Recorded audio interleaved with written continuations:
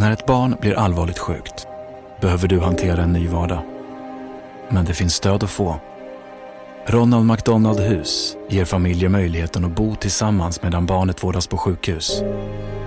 Vill du ge fler familjer samma möjlighet? Swisha till 970 22.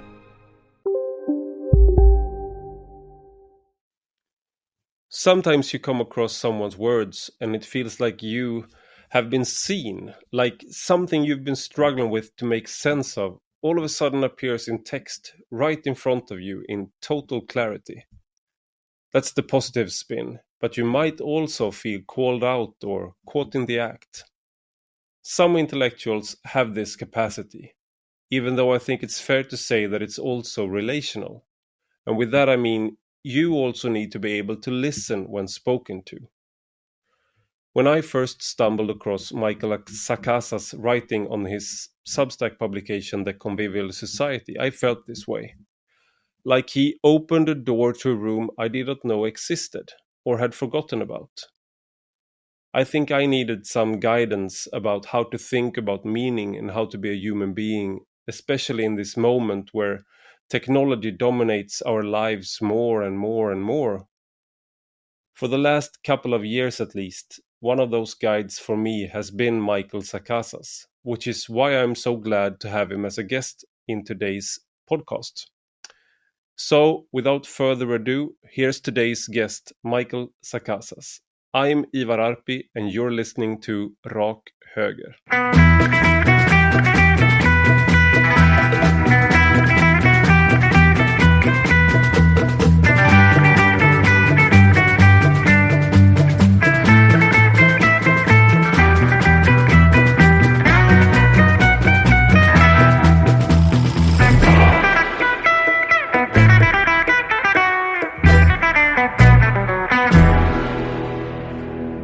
Welcome, Michael Saccasas, to Rak Höger.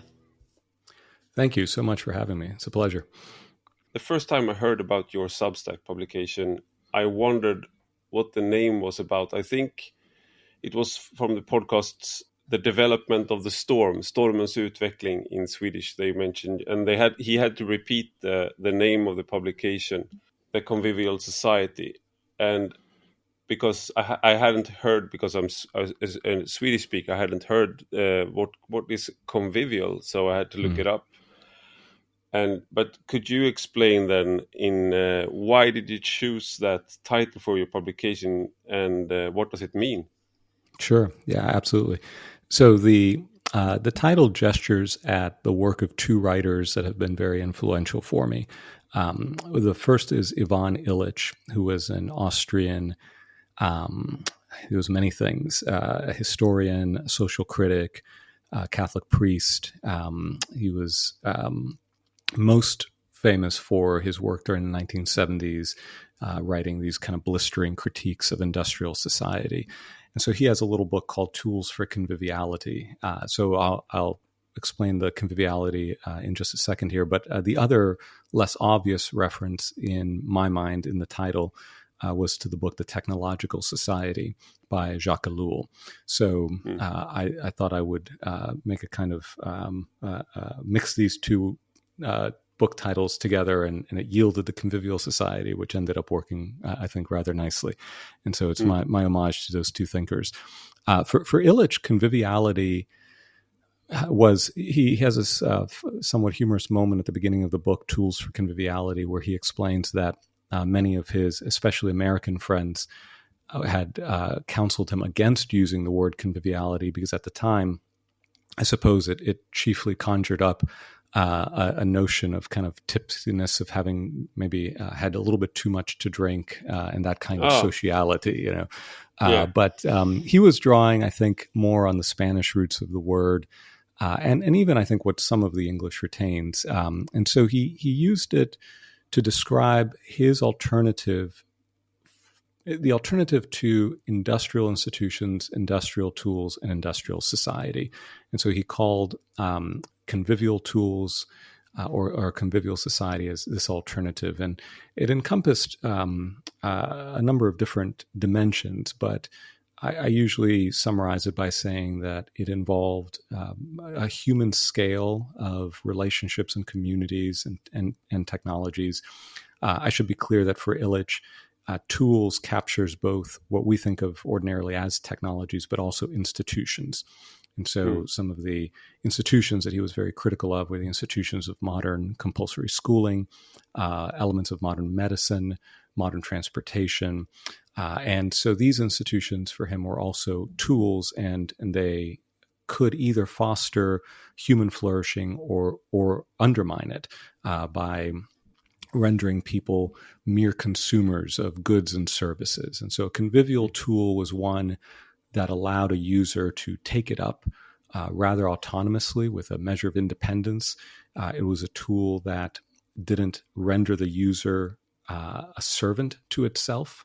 It was a tool that could be easily understood, that didn't require special certification to use, and allowed the individual, the person, to develop their own creativity, their own, to act into the world meaningfully.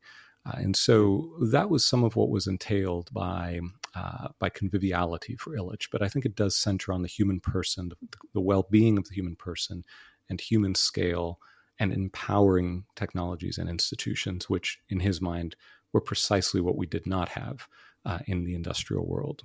We had the very opposite of that. What you sketch or what you often get at is how technology today, or what you also could say called the machine, which encompasses both technology and institutions and a mode of being, so to speak, in our economic system. And what you try to get at is what kind of person does that make us? So if, for example, in one of your texts, which I will link, is you have 41 questions that you can ask towards a technology, a certain technology. What does it what will this make me into, and how which behaviors will this take out in me, and how will I behave towards others, and so, and is that the conviviality part? Like if you come up with an answer, then that this will make me more part of my community and more a better family member, or a more happy, content person, that's a tool for conviviality. But if it's like a smartphone enslaving me to my Twitter feed, that might not be conviviality. Or am I misinterpreting it? No, that's a fine way of looking at it. I think when I wrote those questions, I intended them to be a somewhat, I don't want to say neutral, but a tool, a diagnostic tool that a variety of individuals with a variety of ends or goals or aspirations or ideas of the good life could deploy to understand how the tool was undermining or possibly sustaining their moral, social, political aspirations, whatever the case may be. In my view, I would want conviviality is a good way of framing the good towards which we might want to order our lives, our society. And so those questions, could very well point the way, right? In the sense that they would, the idea was to kind of help people understand that the tools themselves are not neutral, that the technologies themselves are not neutral. The idea I was running up against, which is very common, I think even today, although maybe less so when I first began writing about technology, is that tools are basically neutral. Devices are neutral, and all that matters is what we do with them, right? So we can do bad things with them, we can do good things with them, but the tool itself is indifferent. And obviously, it does matter what we do with them. It does matter whether we put them to good uses or put them to more perverse uses or whatever. But even apart from that, there's another order of effects that are a product of the design of the tool. It predisposes us in certain ways. It shapes our perception. It mediates how we relate to others, how we relate to ourselves. It encourages certain behaviors. It forecloses other behaviors or possibilities. And so those questions were a way of trying to give people the tools with which to interrogate their tools in order to understand whether or not this tool was being possibly, again, undermining their own aspirations for the kind of people they wanted to be, the kind of families they wanted to have, the kind of communities they wanted to live in, because the tool, independently of the use to which it was put, was going to have some effect. Not all tools would, of course, have equally powerful effects or consequential effects, but none of them were neutral. And so that's where those questions kind of came out of. That was the motive for drafting that list of questions. I read a book called Deep Work by Cal Newport a few years ago, and in a passage he wrote about the Amish, and they basically have a similar process of asking a technology, how does this affect our community? And so some of them, there are different parts of Amish, different. They believe in a little bit different. Like they accept some accept some technologies and others accept more. What I find very funny is that even the most conservative of the Amish accept the washing machine. So that's what they've been asking when you ask these questions towards a washing machine. Everybody, even the Amish, even the most conservative Amish, having 12 kids as a median fertility, I won't be washing clothes by hand when there is a washing machine. They draw the line there. Yes. But there is a line even for the Amish where they accept, the people who accept, some of them don't accept cars, for example. You can't even ride in a car in some sects. But do you often find the Amish like inspiring, or is it when I bring it up, I'm maybe doing you and myself a disservice to even have a comparison with them? What do you think? No, I have long used the Amish as a good model for what we ought to be after, right? So I wrote maybe 12 years ago a short essay called "The Tech Savvy Amish," and I think what you highlight is an important point. The image of the Amish is that they are somehow anti-technology, but I don't think that's at all the right way of framing it. I think it's better to say that they are pro-community, the very specific kind of community they want to preserve. And they recognized, I think, long before many other people in Western society, that the tools that they would introduce into the technology they would introduce into their community would, again, not just be neutral tools that they would just add to their community, but that it could have disruptive effects to the elements of their way of life that they saw fit to preserve. And so, it, as you say, it varies by the particular group within the larger Amish community. But they tend to have what we would think of as early adopters, people that would sort of try out or test out a new technology to judge it, to decide whether it's a technology that could be affirmed and accepted into their society, or if it could be affirmed or accepted but within limits, so that there were different rules around its use, or whether it was best rejected altogether. And I think Western society, I think of Americans in particular, ordinarily have adopted first and asked questions later, which is at that point much harder to direct or drive or figure out the right accommodation with new tools. And so I think the Amish gave us a model of how that could be done differently. Now, of course, the key difference is that the Amish communities are relatively small scale, right? And they have a kind of strong,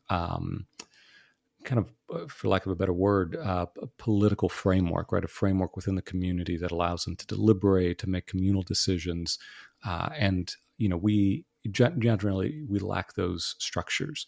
Our society is not presently. I think when I say our, I'm thinking chiefly of American society, which is where I am and what I know best. But it's not well equipped to create contexts for moral deliberation about new tools. And so very often you may have individuals or possibly families that arrive at certain conclusions, but they're enmeshed in a society that maybe hasn't made those same choices. And so it's hard. You find yourself kind of cutting against the grain of that society in ways that often entail sacrifices, where your freedom of action is actually quite limited. I think one example of this that many people may be familiar with is that a lot of employees may require a smartphone employers would require a smartphone of an employee. And so even if you were to decide, well, this is not good for me to constantly be carrying this about, there would be little choice there, right? So the Amish have the advantage of being small scale, of having good deliberative structures in order to implement their vision for the good community and to subjugate technology to that larger goal. A critique of this is what's stopping people from, if you want to live like the Amish, if you want to get have less technology in your life, well, go right ahead. It's your choice. Right, but as I think as you illustrate that, there are degrees of agency. The way I think about it is that degrees of agency that any individual has, right? So I have a certain amount of agency with regards to the choices I can make, the technologies I invite into my home, those that I work with. Others may be much more constrained, right? So the demands of the workplace would be one way in which those constraints are implemented or put upon a person. But as you say, also then they're just the lack of community, right? The lack of, if you like-minded individuals or families that would share your particular vision for what well-ordered life would look like, because it is very hard, I think, to go at it alone. And it's one thing, of course, to have a kind of internet community, so sure, members of the convivial society abroad, but you need that real close, right? You need that in proximity. I think that community in place, an embodied community, is important. And so there are real costs. I think here, I don't know how this plays out in Sweden, but it's accepted that at some relatively early age, children will have a smartphone. And if one family, say my family, decides, well, this is not, really what we think is best for our children, then it comes at a cost for the children, especially as they enter adolescence, to be excluded, as it were, from the normal ways in which their peers would be interacting.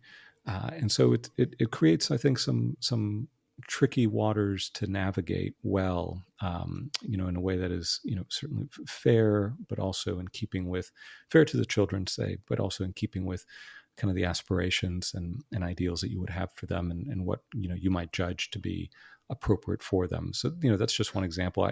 As I mentioned, I'm a parent of two young children as well.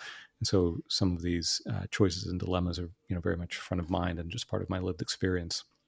But I think that, if you can find even just a small cadre of families or individuals, of friends who can support themselves, support each other in these decisions, and kind of create some structures for a kind of rich communal life, I think that can be very valuable. And my sense is, and maybe this is overly optimistic, although I'm never really accused of being overly optimistic. But I think that I've only been reading you for 2 years, and I that's not the verdict that I would come to. And that would be fair. I try to say I'm neither optimistic nor pessimistic. I have hope, but that's something different. But I think that there are a growing number of people who are recognizing some of the limits of our technologies, some of the disorders that they may introduce into our world, into their lives, and recognizing that maybe we don't have to go full on Amish in all of our choices, but maybe we ought to deliberate a little bit more and make some judgments. And so I think that might create conditions where it might be easier to find those who want to kind of, again, pursue a common vision of the good life, and would support each other in that, because otherwise it can be a very lonely and difficult process. And your latest piece on the convivial society is titled "Waste Your Time, Your Life May Depend on It," and it was really it was strange because I was talking about this with my wife just today, and maybe because I was going to interview you, but it was before I read the piece, and it's sort of like one of the cardinal sins is of the modern society is in your headline: wasting time and being inefficient, unproductive, slow. And what you write in the piece that we everything is sort of sold in as something we should save time saving devices, time saving technologies, be more efficient, adopt these habits. And of course, like an obvious example is the car, for example. When you first have the car, you can go much further, much faster, and you can do much more. And then in our own, like, I was 13 when I got my first Hotmail account, and then you like it was a revolution in how you can communicate, and you just felt that this is a revolution. But then as you I mean, well, I'm going to ask you instead, what is the problem with all these time saving technologies? Isn't that great how much faster we can go and how much more we can do, how much faster we can write? Right. I think that, there are a couple of ways of thinking about that. As you were talking about the car, I was thinking of Ivan Illich, and Illich is not alone in observing this, right? But, whenever you have a society that widely adopts the car as a mode of transportation, you generate traffic, you generate greater distances that one has to travel, right? So you end up undermining some of the purported efficiency or speed of the tool once it reaches a certain scale. So Illich has this concept of counterproductivity, which I think is very useful. And by counterproductivity, he's thinking of tools and institution progressing along a certain spectrum or scale. And the vectors along which you might measure this can vary, but the idea is that you cross a certain threshold, and when you cross that threshold, the gains that you might have made tip over into what he calls counterproductivity, which initially may just mean that you're actually not seeing those same gains, you're not seeing those same gains in efficiency or speed or whatever. But then eventually it can actually become destructive. So not just ineffective, but actually destructive. And so I think it's a helpful way of thinking about it, because it doesn't imply at the outset that a particular technology or institution is bad, but rather it makes it a matter of scale, right? It's good within limits. This is a important concept for Illich, is that things sometimes work well within limits, but we don't think in those terms. We want to be limitless, and so we spill over into counterproductivity.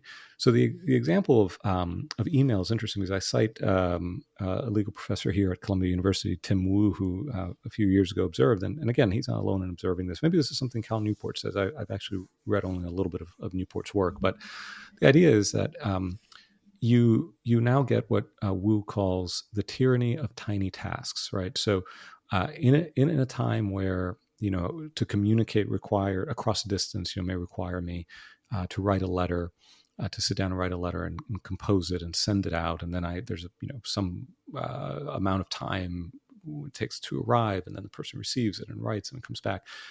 There's this pacing, this again scale in terms of intensity and or quantity and time that allows us to manage that flow fairly easily.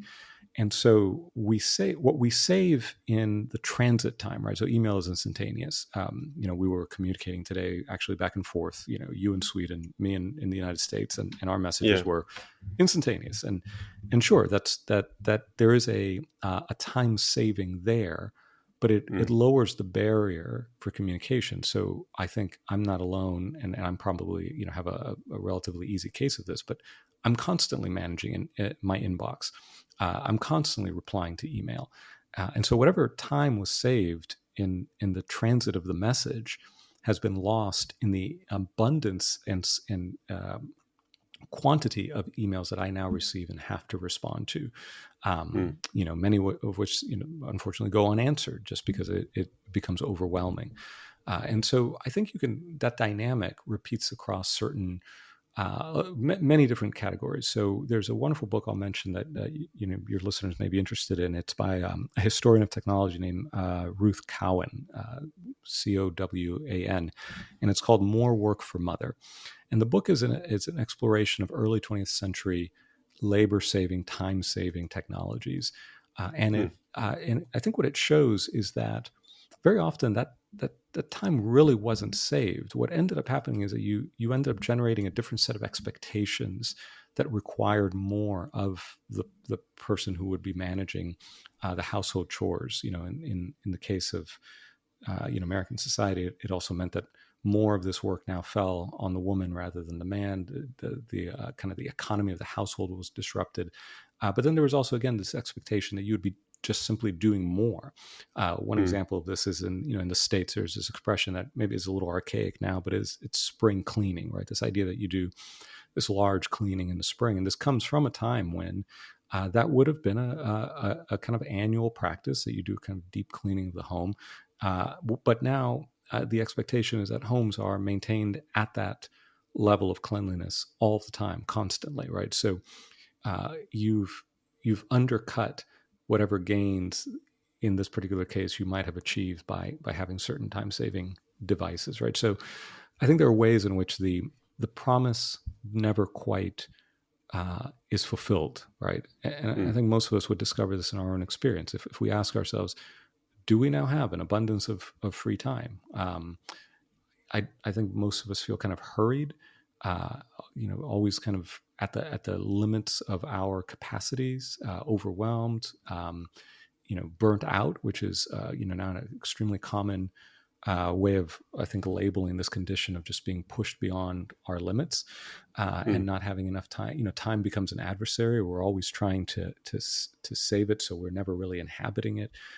So I think there are many ways in which that idea that, these tools are going to save time here, there, and everywhere just doesn't pan out in lived experience. And then part of what I argue in that piece as well is that very often what you're being asked to outsource or to hand over to a device or technology are just simply it's the stuff of life, right? It's the stuff through which I demonstrate my care for my family. It's just human life itself. There's always this promise that, you'll be free to do these other wonderful things, to be creative or to, focus on your wellness or self-actualization. But I don't think that actually bears out, and it distracts us from the fact that through our labor, we express our care for one another, for the world.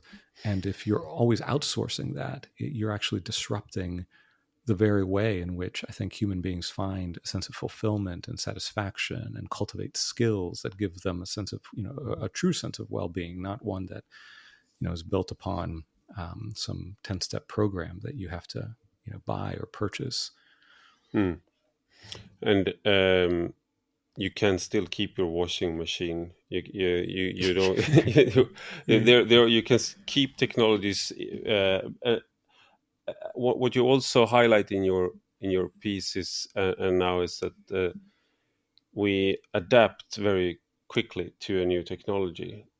So to a car, for example, and you have the you adapt and you expect a certain speed, and also you have the congestion of traffic, and you can see that very visibly with cars.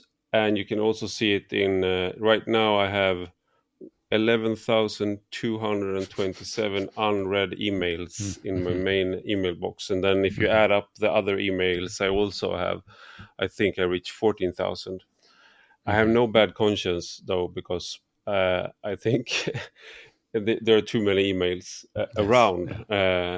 But I remember a bit that the comedian Louis C.K. did one. I think he was on Conan O'Brien, and he was describing how he was flying on an airplane, and there was a guy in the next seat, and he was sitting with his smartphone, and then he was like exasperated, and he said, this is bullshit. and it was the Wi-Fi on the airplane was down, and Louis C.K. said, "You're flying in a rocket through air, and surfing the internet with a device in your hand, and and for a while that Wi-Fi was down, and that makes you so angry and stressed." Yes. Like what is happening? Like Yes. how fast did you adapt to this situation, Yes. this technology?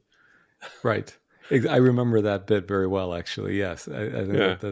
that's quite right. Exactly. So, there's I think the economists have a term for it, a hedonic cycle or something. But you adapt very well, and so the amazing quality of it, or what it purports to do for you, very quickly fades, and in fact begins to generate anxieties, a sense of stress, to say nothing of maybe a sense of entitlement as to what you expect, how you expect the world to respond to you and to your demands, as well. So yes, right. That was a good bit. You also, I think it's Ivan Illich you quote. It might be someone else, but you have a piece that's titled "The Human-Built Society is Not Built for Humans." That seems counterintuitive.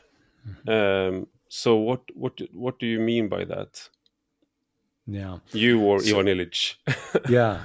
Well, that was that was my phrase, but I think it captures part of what Illich is analyzing about modern Western industrial societies, and maybe even more so a little bit the work of Jacques Ellul, who in the 1950s wrote a book called The Technological Society, which I referenced earlier. And the overarching insight of that book is that all of society is ordered by what he was a French scholar he called la technique, and by it he meant the way I would put it today, the way I think we could put it today, is that there's an imperative to optimize everything for efficiency. And again, this is not to say that some things ought not to be efficient. I'm sure there are things that should be efficient, that could be made more efficient, and that would be a good thing. But here the idea is that ideal spills over into all forms of life, right? Into all areas and dimensions of our existence, so that our highest ideal, our highest...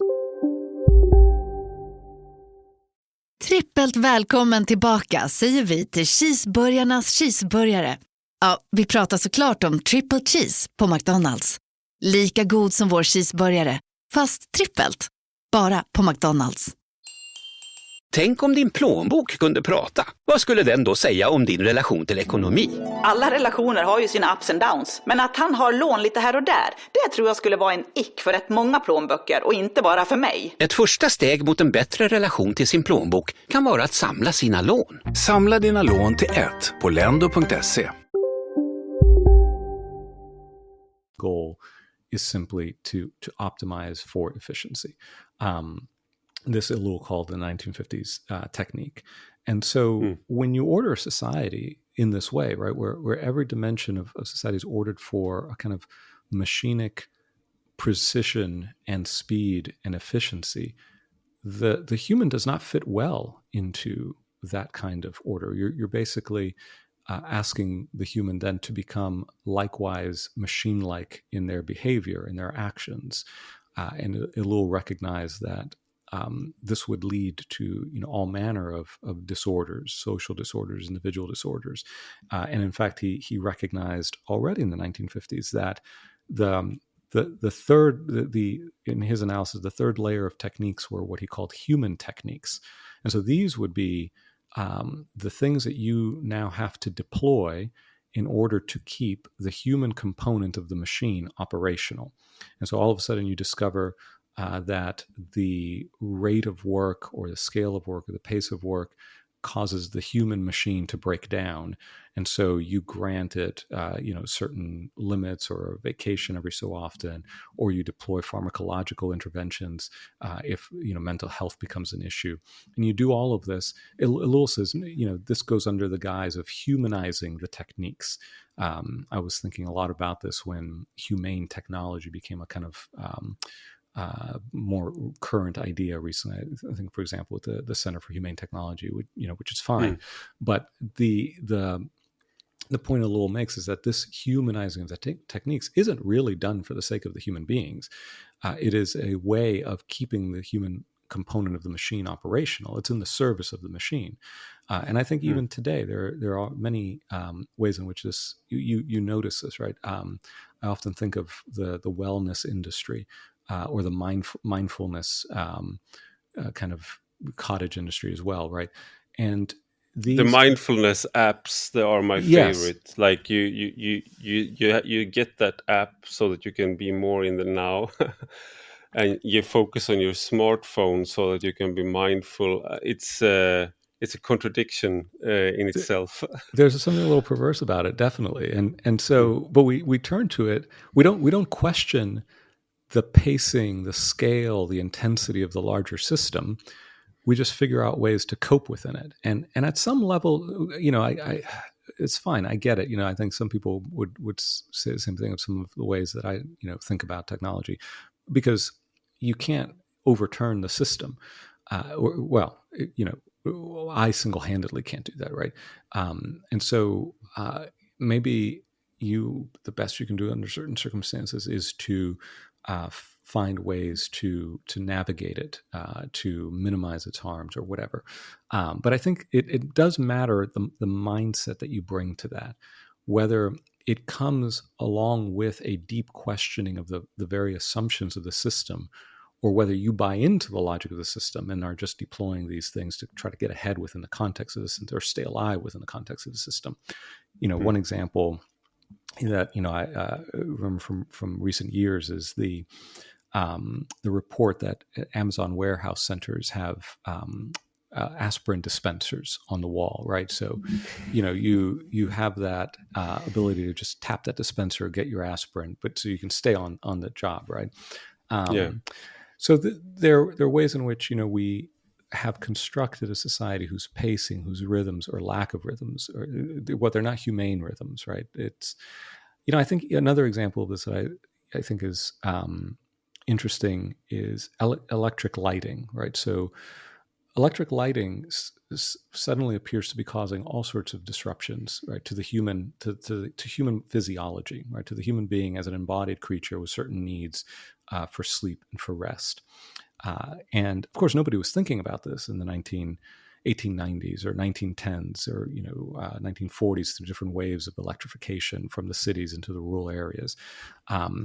But now we recognize that you can't simply completely alter or mess with a circadian rhythm that has been a part of the human animal for millennia without having consequences as a result, right? And that's, again, just another example in which we've built a society. We've built the human-built world, right? The material dimensions of our society, while clearly in some respects offering some advantages or some ways in which it does improve our well-being, in other ways has not been conducive to our thriving as the kind of embodied creatures that we are. Because I think very often what gets lost is the fact that our body has natural limits and we want to act as if it doesn't, and that there are rhythms that are good for it. And then there's a dimension too here that I'll mention, which is a kind of economic element to this. I often kind of use the compound adjective, techno-economic, because these two elements of society are so tightly interwoven. So there is a lot of these developments are driven by a pursuit of greater profit or greater productivity on economic terms, and so you have to consider as well, I think, this pattern where many things that were simply a public good, something that was just available to the human being as a human being in the world, are somehow removed or bracketed, or we lose access to them, but then they're returned to us as commodities, something that we have to pay for. They become services we pay for. One of my examples of this is related to electric lighting, right? So we've electrified the skies so that nobody can see.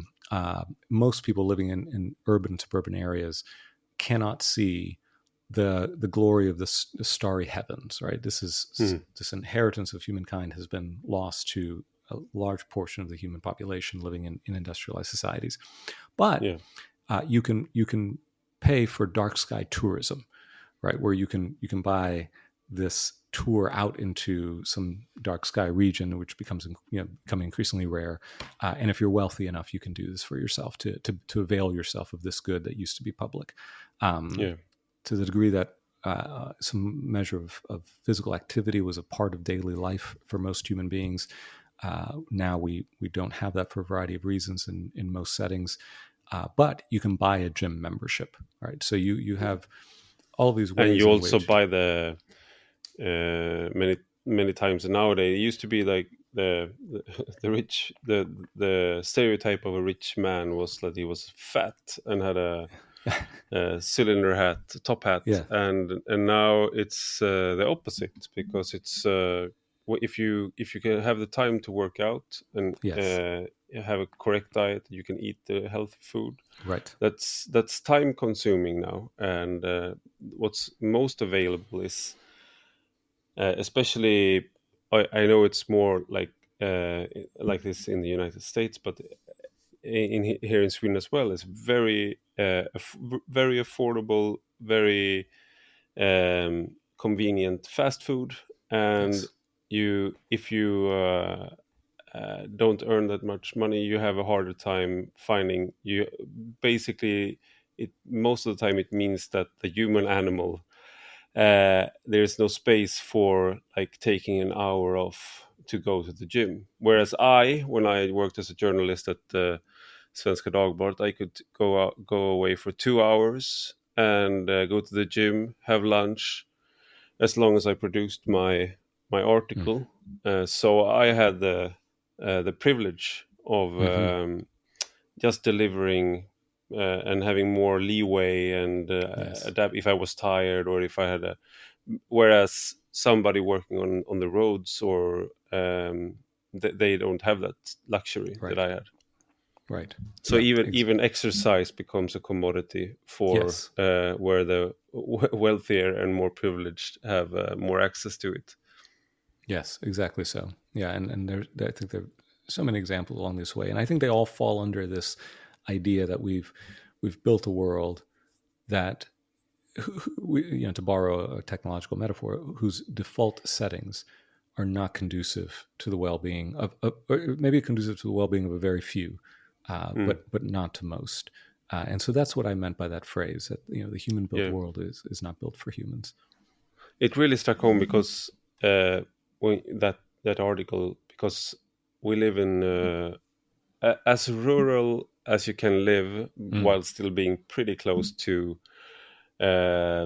capital, and it's pretty far off. You can't go every day, but it's a dirt road up to our house. We have basically no neighbors, and I can see all the stars and the aurora borealis. We've seen it 2 winters in a row. I have to how do you say it? I have to dig out the road by hand when the kids can't go to school some days because there's so much snow. I have to do it by hand, and it's a great experience. But one thing when I read your article was it just struck me that this is the road, the dirt road. There are so few cars coming here, but there is enough that I still have to tell my kids to not play outside the garden. We live in the middle of nowhere, almost, when it comes to transportation. You can't get less traffic than this in this part of Sweden, and Sweden is not a densely populated country to begin with. And still, the kids can't play out in the roads because the cars, they also know that this is sparsely populated, so they think that there are no kids out playing in the road, so they go really fast because that's freedom. Here you can speed a little bit because there's no one around until you hit a kid. Yeah, right. Yeah, so we have to be very careful with the kids out here because the cars don't expect them, and they don't expect the cars. Yes. I think it was in that post where I shared this little anecdote that Ivan Illich told about being in a village where roads were in Mexico. So he spent a great deal of time in Mexico in Cuernavaca, and then he was in a small village where the roads were first paved, and there was a man who would sit by the side of the road, and I forget what he would do, but he would be there. And then one day he was hit by a car, and Illich overhears somebody say something like, well, he had it coming. He should have known better. And it struck me. I was thinking this in terms. There was a story at the time about some company that was developing a kind of beacon that people could wear so that it would alert autonomous vehicles of their presence. And I imagine a scenario where an autonomous vehicle maybe hits somebody, some pedestrian, but they're found not to have been wearing their beacon, right? And so, well, it's their fault, right? They should have known better. And how irresponsible. Yes, that's right. And it's interesting because it did at that time, as I was thinking about that story, all of a sudden it did strike me that the care with which we have to instruct our children to simply keep them alive, right? That they don't have this freedom to simply be or explore, that they have to very carefully mind the roads, very carefully mind the parking lot, constantly be on guard, because otherwise they may get hit by a car and badly hurt or killed. And there was suddenly this kind of absurdity to that whole situation that struck me. We take it absolutely for granted, of course you, but when you think about the fact that we have to do, and it's your example, even in this rural areas, I think, even perhaps more powerful, right? That there's this way in which we expect the human to conform to the system. Illich has a great quote. I don't know it offhand. I wish I could quote it from memory, but basically the idea was that we build we build the world and then find that we have to conform ourselves to it, right? We build it according to what we think will be our desires, but we must now change ourselves to fit its patterns.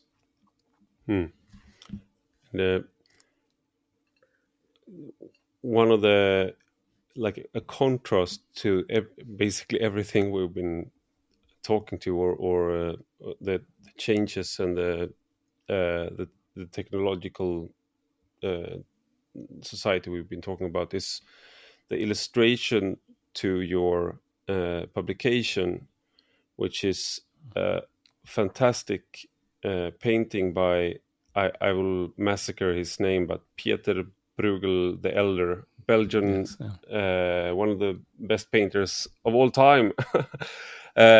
He painted it in 1565, and it's called The Harvesters, and it's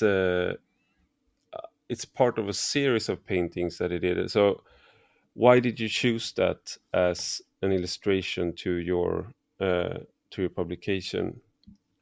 Yeah. So I forget when it was that I kind of became enamored of Bruegel's work, but at some point it caught my eye.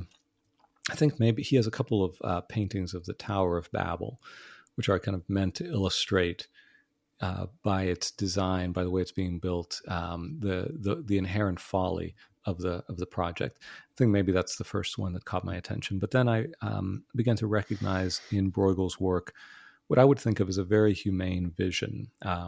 He captures the earthiness of human existence, both its not just its splendor, right? So the Italian Renaissance typically gives us these majestic paintings of almost godlike humans, but Bruegel shows us, I think, a more realistic but affirming image of the broken and yet dignified quality of the human being, of the human person, of human society and communities.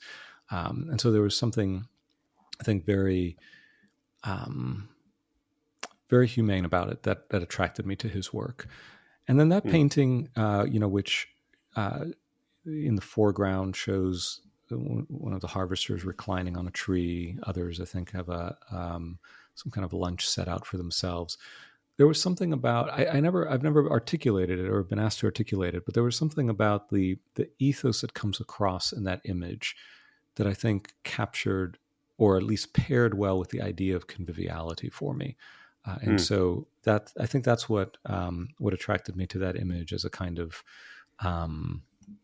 sort of framing image for the newsletter. Yeah, and I know that there are more paintings that he was commissioned to paint, and labors of the month. I think I looked it up on Wikipedia. I double checked on Wikipedia, and there's hunters in the snow and hay harvest, and I think it really does illustrate a sense of community. Like the hunters in the snow, they are returning from the hunt to the community, and the community is doing a lot of stuff. And there's also, you wrote a piece recently about AI and the AI generated art, and the difference between why people can feel like they don't relate to the AI, but you feel like you can sink in. You pointed out something in the painting. I will post the painting. You pointed out something in the painting, like in the background. If you look really far ahead, or you really study the painting, there's actually a scene in the background that's really detailed of what people doing, and so you can sink into. There's depth in it. Yes. And why do you think? Why do you think there's can an AI replicate that depth, or is it something that is particular for humans communicating with humans? Yeah, I think it depends on how we mean the depth, right? So when I wrote that piece, there was an AI generated image that had made some news here in the States because it won a prize at a Colorado State art fair. And it won a prize in a category for digital art, and the artist was fairly upfront about the fact that he had used Midjourney, I think it was, to create the image. And it struck me that there was something kind of evocative about the image on a first glance. But then as I studied it, for lack of a better word, or attended to it more carefully over time, it kind of dissolved. I use in that piece a line by an American professor named Eva Braun, who talks about works that have serious works, or works that have depth, or let me rephrase, serious works are those who have a surface that arouses desire and a depth that satisfies it. And so it seemed to me that painting had a certain quality that aroused my desire to know it, but it didn't have the depth to satisfy it. And part of it is because at a technical level, it began to break down the more closely you looked at it. So I want to be guarded here, because I think there may be a sense in which the image generating tools achieve a certain technical virtuosity, right? Where maybe the errors, famously the trouble with hands is resolved, or whatever the case may be. And so maybe you achieve that. But there's another depth that I was trying to capture in that piece, and it's a depth of meaning, right? I can think of the painting. I can ask of the painting, what does it mean that it is ordered in this way? What does it mean that it is, the shading is as it is, that the positioning of the elements within the painting are what they are. But I can ask for meaning because there is a human intelligence and consciousness behind it.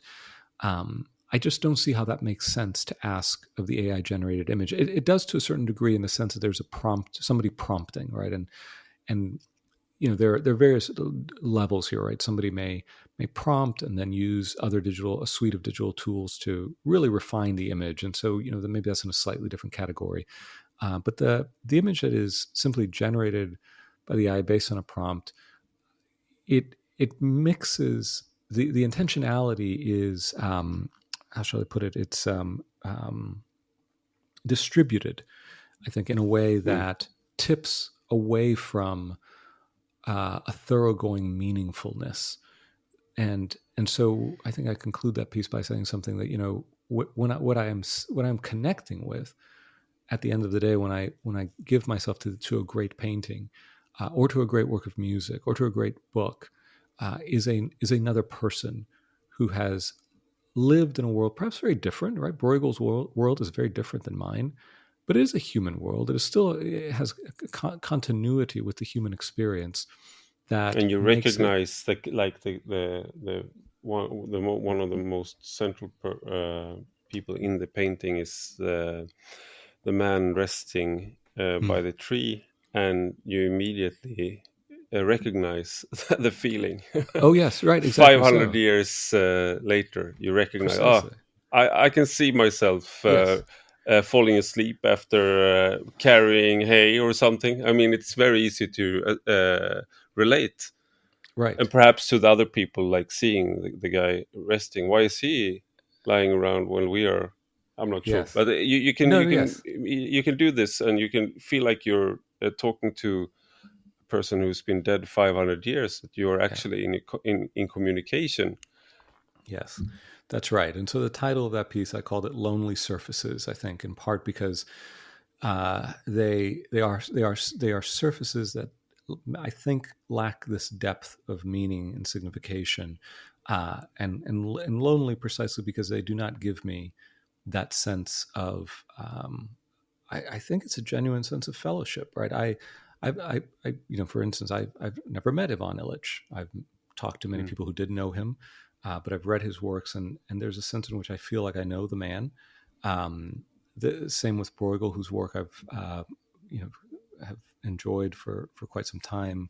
A poet, W.H. Auden, whose work has also been important to me, because there's something of the person that comes across in the work, and if you achieve a level of familiarity with it, I don't know. I think Auden has this phrase, "breaking bread with the dead," and you feel like there's a kind of fellowship that you are able to maintain even with the dead, and there's a camaraderie there, a kind of community that can form.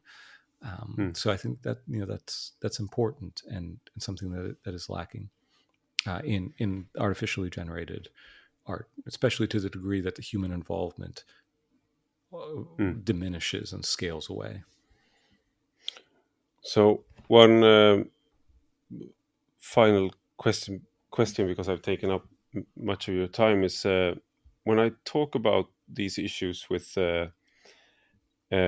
people, friends and others, that about artificial intelligence, the challenges and the dangers, or the why, for example, when you see people, families at restaurants, and the children are watching screens, and the parents also perhaps, and nobody's talking. Yes.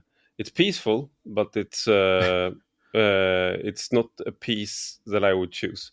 Right. And I feel like it might be, I of course I talk mostly to friends, so they might have the same values. Basically, they agree that this is a problem. They agree that this is not the ideal situation, and you feel like you're approaching some sort of agreement, and then many of them shy away in the last last second and say like, "Wow, but there's nothing you really can do," and it's inevitable. It's change. It's progress.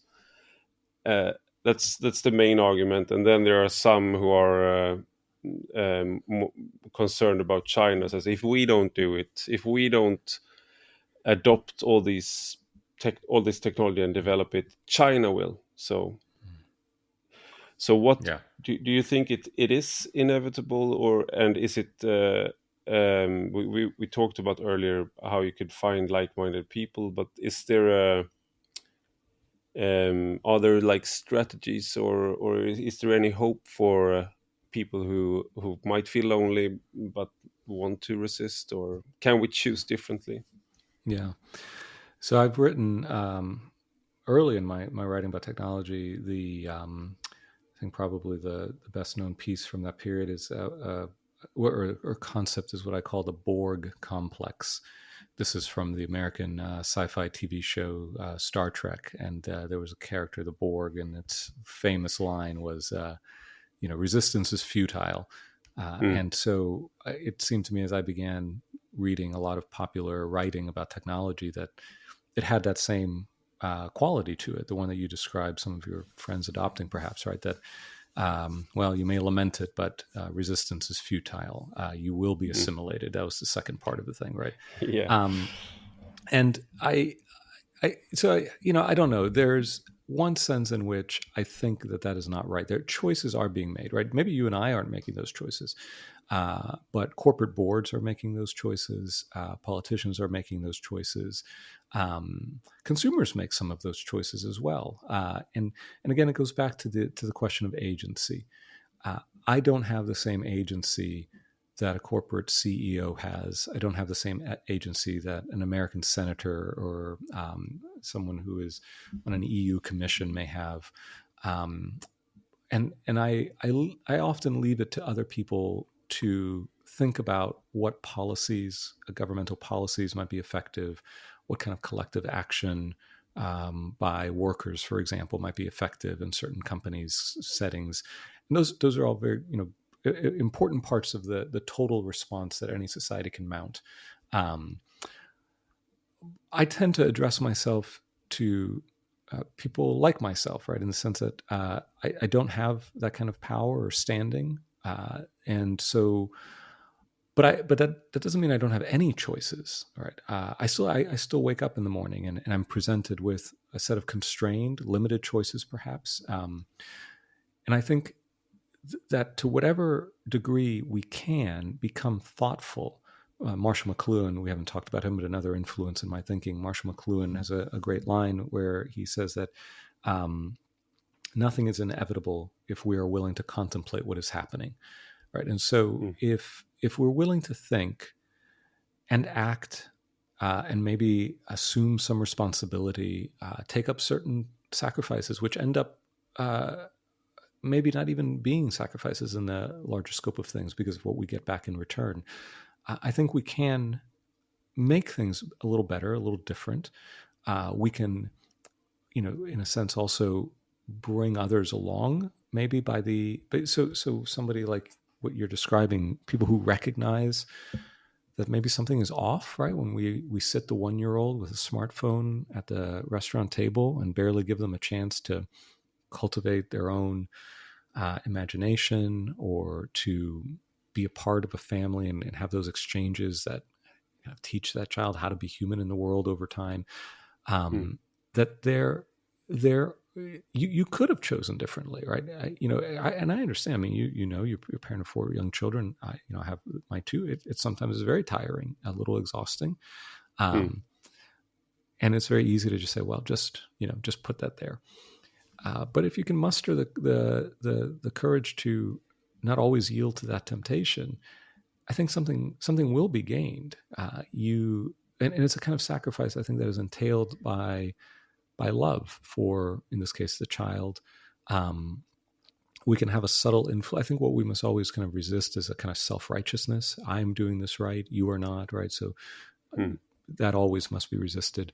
But to maybe say, well, maybe we do have a choice here, or maybe another great line from Illich that I like is in a conversation where he's explaining how he's resisting the use of the word value because it implies a kind of market relation and everything, and wants to kind of cultivate the language of the good.